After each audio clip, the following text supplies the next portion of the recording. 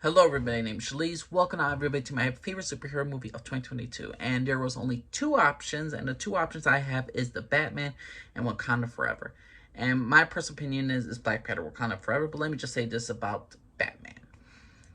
I enjoy this film. It's a straight up detective movie. This is everything. If you are a Batman fan, this is probably one of your favorite Batman films because it's just a straight up detective movie. Batman finding clues, trying to figure out the problems of the Riddler, trying to understand where the next victim's coming from. It's a 3 hour cop fest that I absolutely enjoy. The thing is, though, certain things I do not enjoy because the fact is, it mostly takes place in Gotham, and Gotham's just a nighttime place. We don't get to see Bruce Wayne hang out in different locations. This is not a Bruce Wayne movie. This is a Batman movie, and I understand exactly where the script was coming from, and I understand exactly why it just showed mostly Gotham at night, and it didn't include a bit of Bruce Wayne, or like certain. Everything just feels so dirty in this movie, and I love it. And I understand if this is everybody's personal favorite superhero film of 2022. But to me, it's much harder to have a film that when you lose an actor like in Chadwick Boseman, and when he died, you had to come up with a script and a story that was personal, that respected the character of Chadwick Boseman and respected the actor Chadwick Boseman. And I think they did a great job. Black Panther Wakanda Forever is my favorite superhero movie 2022. And usually I hate pandering about pandering to one specific group. Oh, they're trying to get you in the feels. They're trying to get you in those emotions. I felt emotion. The score is absolutely freaking fantastic. Probably the best score of any of the superhero films of 2022 of all time, because this is a great score. The CGI is better. The fight scenes are better. There are still little plot issues that are don't really like. I don't like that Shuri survives at the end when it became so obvious that she got a stick through her damn stomach. Didn't appreciate that. I like the fact is, though, I say the only problem I really have with Black Panther Wakanda Forever, there are certain creative choices that they could have done which are easily fixable, in my opinion. But I understand where the villain is coming from. I love the locations. I love the special effects, different areas. The action scenes were phenomenal. And the fact is that they made all of this possible, even with Chadwick Boseman dying, and still have an end credit scene that is so touching, which is so amazing. I absolutely was like, I ain't gonna cry, not gonna cry, and I was a little teared up. I was honestly, and very few movies get me like teared up. Like that was a special tribute. Like I seen tribute videos like of Robin Williams that really like choked me up. I'm like, ah man, damn. Who? Because some onions here, but for this film, I felt the emotions in the beginning of the film. The beginning of this, to me, my favorite act of the entire movie was the first act.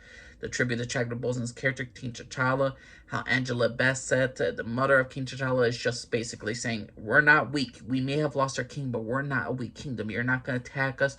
She has her guards are like great to protect the kingdom of Wakanda. She's trying to show strength and leadership. She's trying to get Shuri to get past her grief. The relationship about Shuri losing her brother, and it's coming from someone whose best friend is his little sister. And I'm just like, if I were to lose my little sister, it would be very heartbreaking, and it would ultimately destroy me in a sense. I would be lost in many cases. Shuri is lost without her brother, and how she loses him, she feels like it was the fact that she could have saved him, that she could have done something more. The fact is that he dies, and she couldn't even say goodbye to him. It's just tragic. This entire film is a beautiful, for the most part, a touching tribute to Chadwick Boseman and King T'Challa, the character. This is a fantastic movie, and when I look at the movie that was like ultimately came at the end of the day of like which movie I felt more for, which movie I want to like rewatch again and again. It's gonna be the Black Panther Wakanda Forever. Different locations, different settings, multiple different characters, feeling a multiple emotional moments with Shuri and her mother about grieving, about loss, about what's to protect, about letting go of vengeance. There's so many themes and messages in Black Panther Wakanda Forever that I prefer it over the Batman, and that's my personal opinion. I think Wakanda Forever, Black Panther Wakanda Forever is the best superhero film of 2022. It's actually one of my favorite MCU films, and has probably the best score of any superhero movie. It's right up there for me. And this has come from one who kind of liked the first. I love the first Black Panther movie. Then I was watching it. And I'm like, okay, that third act didn't make sense. Where's the guy from Get Out? Why is he betraying his best friend, who he's known all this time? Why is Michael B. Jordan character didn't just kidnap Andy Serkis character in the beginning? I, that was a nice coincidence that he just happened to meet the Get Out character, that actor, immediately when he gives Andy Serkis' body to Get Out.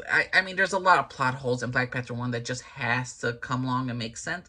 Black Panther 2, I didn't feel so many plot holes. I didn't see so many plot holes. And again, I didn't have this terrible CGI third act Rhino fight. I enjoyed the shit out of Black Panther 2 Wakanda Forever, and it's my favorite superhero movie of 2022. But what's your personal opinion, everybody? You think Black Adam is the best superhero film of 2022? You think Morbius? You think freaking, what it was, Thor Love and Thunder? You think The Samaritan was a good film? I thought it was a good film, but you think it's better than the Black Panther Wakanda Forever and the Batman? What's your personal opinion, everybody? My name's Lee Scarford, everybody. Bye-bye.